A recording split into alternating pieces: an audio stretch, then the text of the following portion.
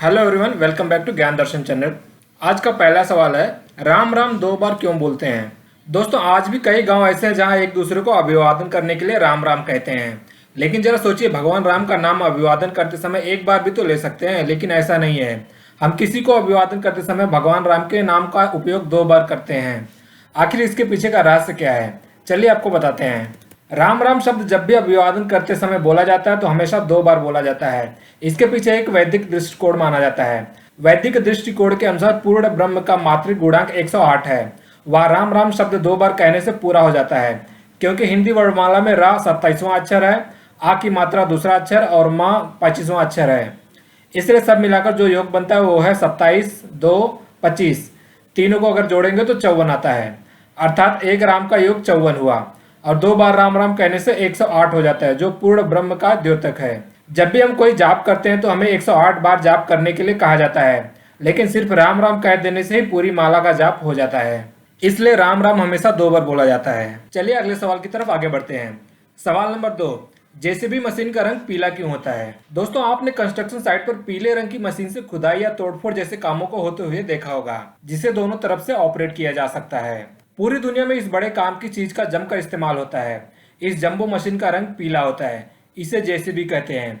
क्या है खासियत और इसका रंग पीला ही क्यों होता है, ऐसे कई सवालों का जवाब बहुत से लोगों को पता नहीं होगा।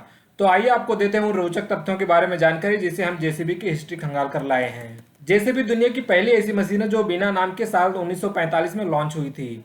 इसको बनाने वाले ने बहुत दिनों तक इसके नाम को लेकर सोच विचार किया, लेकिन कोई अच्छा सा नाम ना मिलने के कारण इसका नाम इसके आविष्कारक जोसेफ सारियल बमफोर्ड के नाम पर ही रख दिया गया। आपको जानकर हैरानी होगी कि जेसीबी पहली ऐसी निजी ब्रिटिश कंपनी थी जिसने भारत में अपनी फैक्ट्री लगाई थी। जेसीबी या क्रेन या फिर कंस्ट्रक्शन साइट पर इस्तेमाल होने वाली इन मशीनों के पीला होने का कारण है विजिबिलिटी। इसके पीछे की वजह यह है कि इस रंग के जरिए यानी जेसीबी से खुदाई वाली जगह आसानी से दिख जाती है, चाहे दिन हो या फिर रात। इस रंग की वजह से दूर से ही पता चल जाता है कि वहां कोई कंस्ट्रक्शन का काम चल रहा है। वहीं अंधेरे में भी देखने की वजह से दूर से इसका पता लगाया जा सकता है। इसका मतलब है कि इन मशीनों का पीला रंग सिर्फ सिक्योरिटी को देखते हुए किया गया और उसके बाद से इसे पीला कर दिया गया। दुनिया भर में लगभग 11,000 लोग जेसीबी कंपनी में काम करते हैं।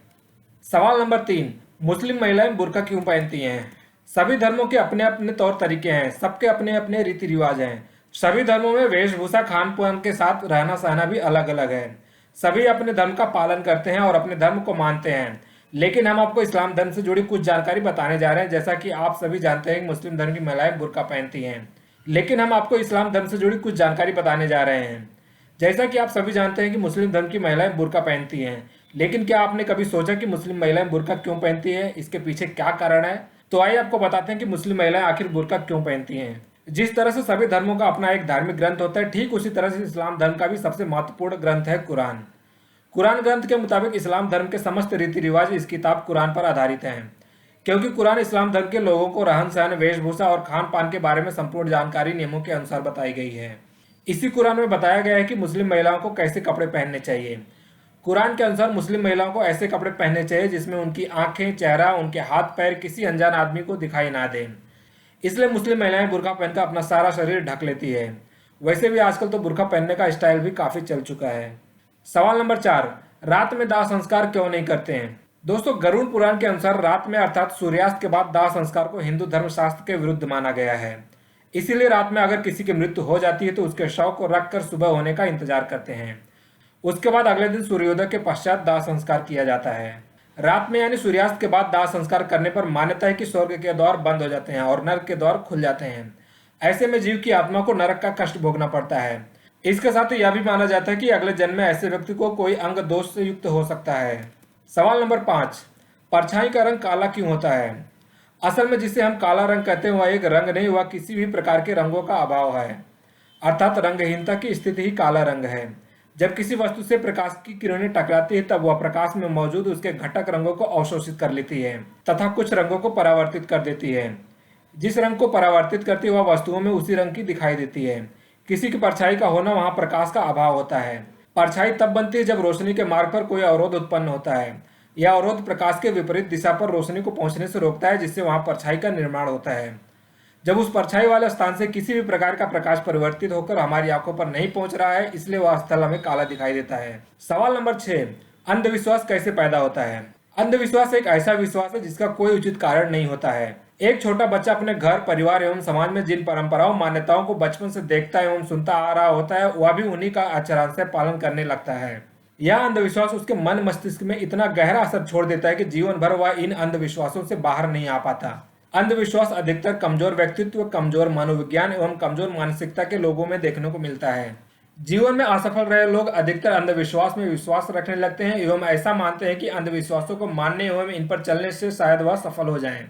जीवन में कठिन परिस्थितियां जब आती हैं तो व्यक्ति का विवेक काम करना बंद कर देता है और उसके सोचने समझने की शक्ति क्षीण होने लगती है।